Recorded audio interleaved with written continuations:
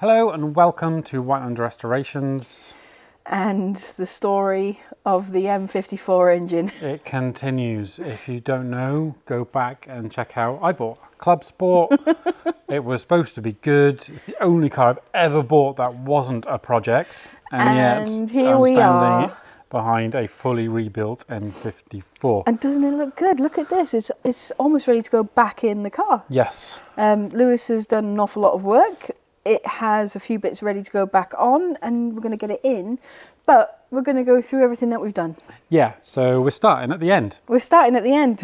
Well, nearly the end. We haven't turned the Quite key yet. close. We haven't turned the key There's yet. still a few bits to rebuild. I'm going to rebuild the vanos and I've got some work to do on the gearbox. There's a thing called fifth gear lean which needs to be addressed. Yes. For those who don't know, that is when your gear knob doesn't centre back into the middle or doesn't like to go into any of the gears smoothly. No. We'll be fixing. I was being good. I didn't laugh then. I was being serious. Anyway, so let's carry on. Let's refresh. Let's refresh and go back to when we discovered this was bad. Yeah.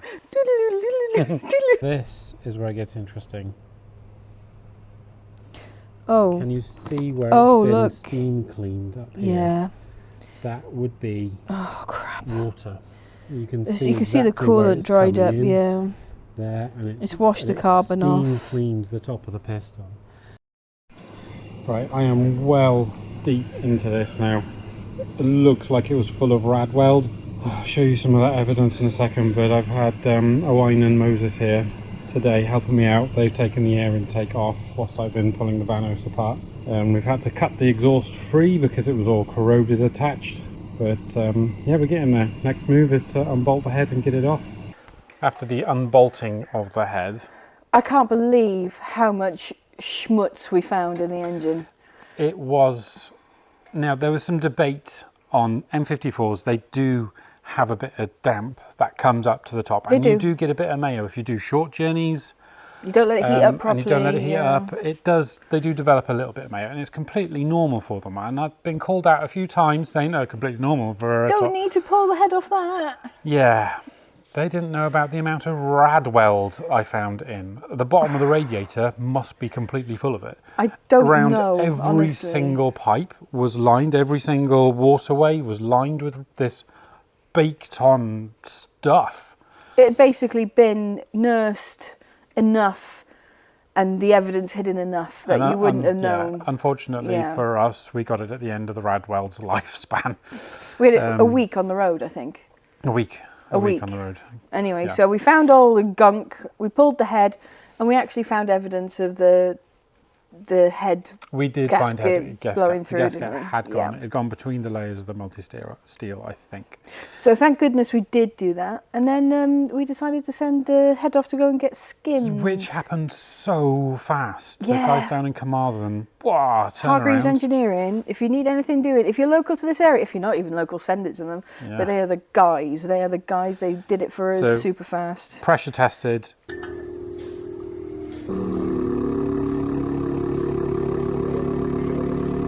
Yep.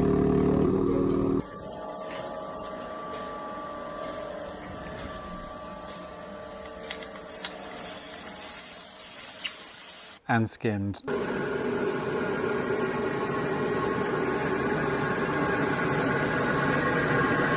It's perfectly fine. And cleaned. And cleaned, yeah. Cleaned, pressure tested and skimmed. Yeah. So we're very happy with that. But there was more to come. There was more to come. Look at this. The head is back from machining. I've got to say the guys over in the machine shop did turn it around super fast for us. If we have a look in there, you can see all of that lime scaly looking stuff, which is like liquid steel or rad weld or head gasket sealer stuff. Nasty, nasty. Also, if you look here, look how much cleaner that bit is. I mean, that's distinctly cleaner than the rest. And these are got so much more scale on them than the other valves. This one looks pretty normal compared to that one. And then if you look on this one, there's a little bit of that like leaking through there, but this one is definite. And this was one of the ones the boroscope picked on as well. So I think was leaking. I think that cylinder was leaking and that cylinder was leaking. The rest, that one was close to going, but I think we caught this. I'd say we caught it in just in time, but I didn't catch it in time for him not to put bloody rad weld in it. Look at it. It's caked. How am I going to get that out? It was going to be just a quick, like, head gasket, off, back skim, in. head gasket, bolt it back down, walk away. Happy. It never works out like that, does it? As I was pulling their head off, I snapped one of the timing chain guys. Now they are a weak point on these engines. They do go brittle, so I don't think that was necessarily the fault of ours. They just caught it awkwardly and it just twanged off like it was nothing. So at that point it was like, let's just pull it out.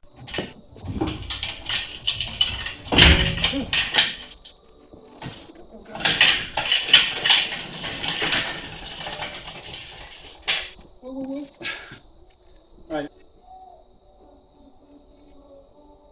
It's going to want to fall over. So the engine was out. It was out, but it was absolutely disgusting. Yeah.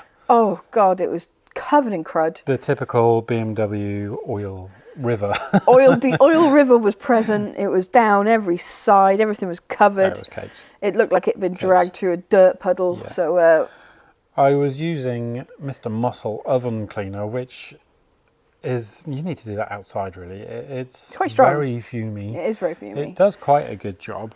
But we did find something a lot better. Yeah, it turns out we had something better in the workshop already. Yeah. The Built Hamber Surfex HD. Oh my God. That's so good at washing What wheel a and cleaner. crap off. What a cleaner. I'm going to say it's equal to the oven cleaner, but without the honk. No honk, and it's the burning safe. if it gets on your skin. It doesn't require masking and everything that you need with bloody caustic stuff. It was, just look at it. If it wasn't for that cleaner, we wouldn't have had a good finish like this at all. Well, that's paint. Yeah, I know. For the paint to go on top of, mister. Anyway, yes, I was very impressed with that. Yeah, so we cleaned it up as good as it could be. Kablee. Thick gunk on your engine. Definitely a job for safety glasses. You don't want this stuff in your eyes.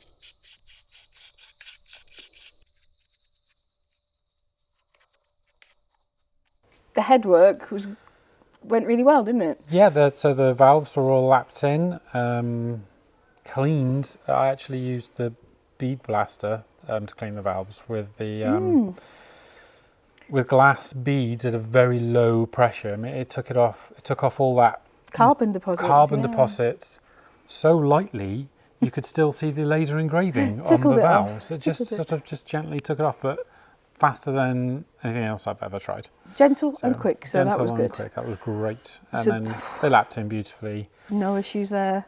New valve seals, all the works really. Yeah, like I said, we replaced every seal on this engine. Whilst I was in there, I did do a little bit of dirty porting. Dirty porting. He was coming home covered in aluminium every night. He's like, oh my God, get changed outside. You can't go too mad on these. The walls are quite thin, and they're quite bad. They're really ugly inside. So I just took off some edges, smoothed it out a little bit, eased the flow of air in and out. You can't go too mad because you need a little bit of roughness. You need a little bit of roughness. You lose your torque if you make them too smooth.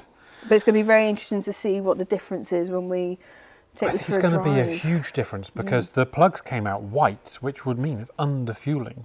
Yeah. So I found a vacuum leak. The little pipe, the little vacuum that goes to the exhaust valve, that was melted in half. So that was a huge vacuum leak. And I don't think the fuel filter's been changed for a very long time. Wouldn't surprise me. We'll get to that when the engine goes in. Yeah, but we've got a full service kit for this.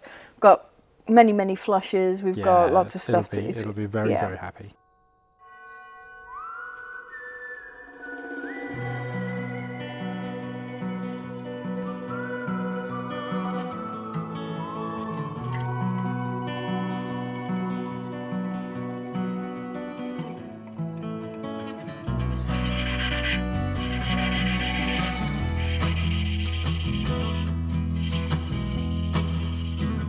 Oh, they didn't give me any spares. I didn't lose any.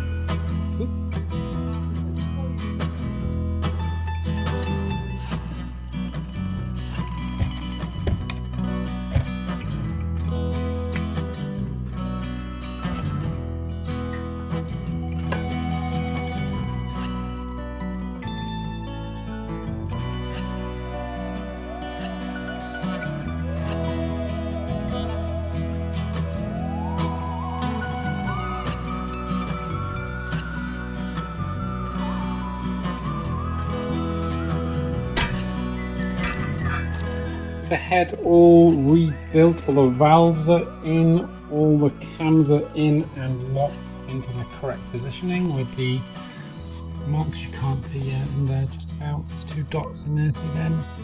Those 2 dots, and that's those 2 dots facing upwards. That's the correct orientation for those little bad boys, so that's all good. I haven't torqued them down yet, I need to get onto that. I do have a rebuild for the Vanos, but at the moment I would like to pull the front off of the block and the sump.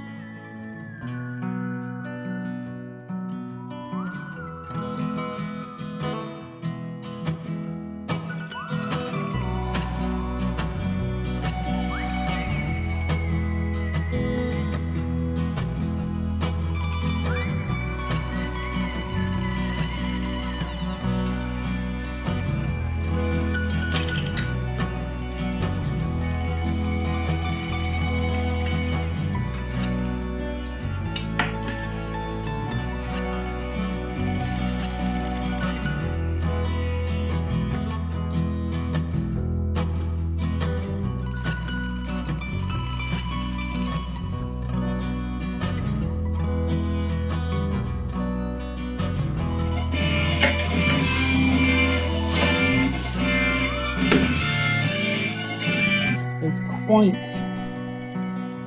dirty looking, like that's quite a lot of old oil, burnt old oil, so at some point it's not been very well loved in its life, but isn't that the case for most cars? I wanted to check the big end bushes, the bearings, the bearing races, they're called bearings but they're actually shells, aren't they? They're bearing shells. I waffle a bit more. Yeah. I wanted to check them to see if they were okay. I opened them up and I went, they're alright, they're not terrible. And but not great. I couldn't make a decision whether they were just going to go back in or... And you know me, I'm like, Lewis, we're in there now. I'd rather get it done now than have to redo this again in another 20,000 miles. Phone call and she said, have you found prices for them? I said, no. I looked on Autodoc, I know you're all going to hate that. Autodoc, and for standard bearings, which was the same size in here because I measured them. It's cheap, really. It was 60 quid for all of them. It wasn't worth not doing. 60, what, maybe 70 quid with the postage and stuff for the big end and the rod bearings. Shell, 70 quid, peace of mind. Yeah, oh, priceless. Every time. You know, you've got to do it. Actually, found out that one of the rod bearings had worn through quite a lot, as you can see here. Skip forward to crank out. There she is. There, look at it. It's beautiful. And all the shells are out, apart from 3 pistons. So I thought I'd just show you what's going on. As you can see, there is wear, but I mean, the engine's done over 100,000 miles. There's gonna be wear. It's not too bad. The pistons, the conrods, they are a little bit more worn. You can see where it's gone through that top coating on this one and this one.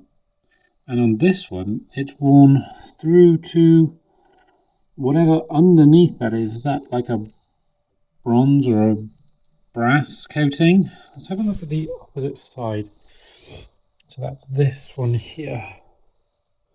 And yeah, right on the edge, you can see it's just starting to go through right here to whatever coating it is underneath. So there's quite heavy wear on these. And look at this dry port here. That doesn't look like that oilway has been working. Do you think that's been working? That looks dry as a bone to me. It was also full of little bits of scum.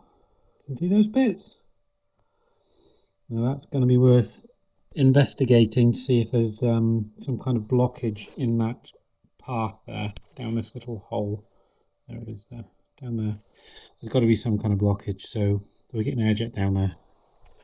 And thank goodness we did, because that oil wave was a bit off, wasn't it? That was a little off. I'm Just not a sure bit. what's going on with that. Since owning the car, every time you start it, there was a squeak, and then it smoothed out.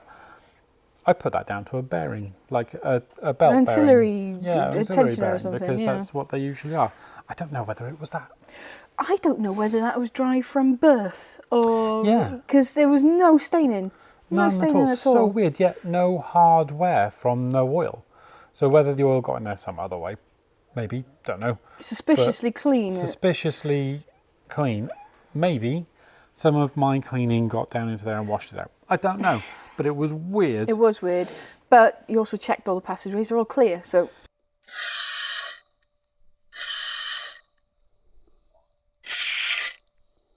Maybe there was a blockage and I've cleared it. This is the Bilthamber Surfex. I like it so much. We've got a big barrel of the stuff. It's awesome. Let me show you how good it is. So this is the oil filter thingy-majiggy. It holds that and it bolts to the block, and it's cleaning up a treat with this stuff. This is just like a 50-50 mix, and it just washes off. But this is the sump. And that's the inside of the sump, and that there is a bit of this dirty Bilthamber. I've done nothing to this. As you can see, it's just sat completely still. This stuff is pretty hard to get off. It is like bonded to the aluminium, and it's hard to get that discoloration, the colouring, the oil burning on colour. But let's just say I haven't touched this at all. Not at all. So let's just show you how good this stuff is. Oh man, it's all over the floor now. But you can see straight away. Oh, I should tip that. I'm going to tip it back in where it came from. If I could do it one-handed, which I can't. I'll just tip it up then. I mean, come on. I haven't even touched that.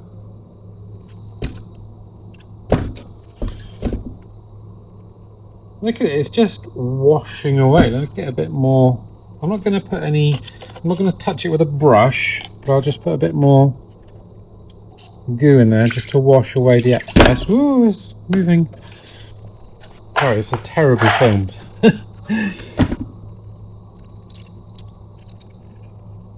To be fair, that's good, isn't it? And it's sloshing around in there. That'll clean all about out of that. But like, for zero effort, literally zero effort, I've literally just put that in there and it's cleaned it. Obviously, everything else got cleaned to within an inch of its life as well. Yeah. Ready to start the rebuild. The rebuild, which is, I think, one of the most satisfying parts of the engine. Yeah, I did enjoy sneaking in every hour I could, everywhere I could, just coming in and putting a little bit on and talking it down to it's perfection. It's like the ultimate jigsaw, isn't it? Oh, so I kind of find it, I kind of like it relaxing. You do, it's therapeutic. If I had more time to sit down and enjoy it, that'd be great, but you just have to get in there and go, right, that part there, click, click, click. Ah, nice. Although we're not in a rush, we do have a show to take this to. So yeah, we're not in a rush, but there's also work to consider. There's also work to do as well. There's a whole workshop to keep in tune. But I think everybody would enjoy seeing a little bit of talk down action. Yeah, so we saved the best for you, the head, which is always dodgy, because if these blocks overheat, it ruins the temper of the aluminium and you can strip the threads right out. So this was a very tense moment.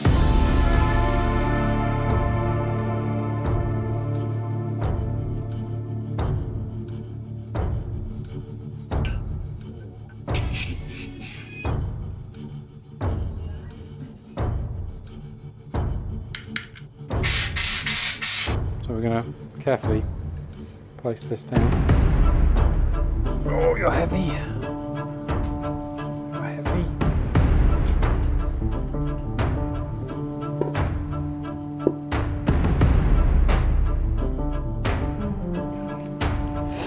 It's time to see if we get lucky and the head will bolt down, or if we are unlucky and we strip bolts. So 40 Newton meters, then 90 degrees, then 90 degrees. Here we go. Well, I think the 40 Newton meters will be okay. He says. There it is.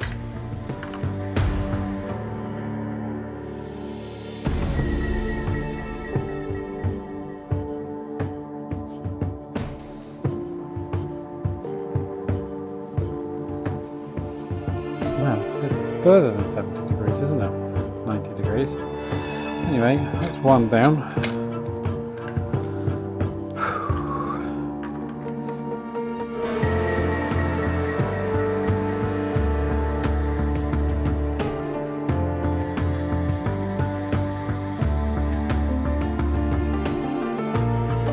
Okay, 2 down, 2 to go. So we've done 40 Newton meters, we've done 90 degrees, we need another 90 degrees out of these engine. You can do it, you can do it. Hold in there.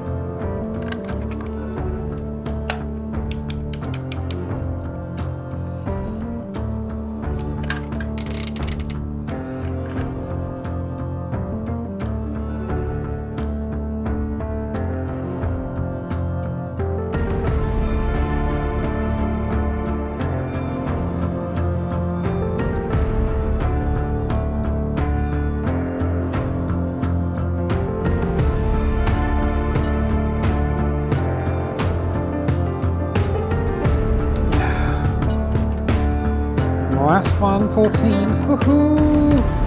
Don't jinx it though, but I think we've done it. 90 degrees.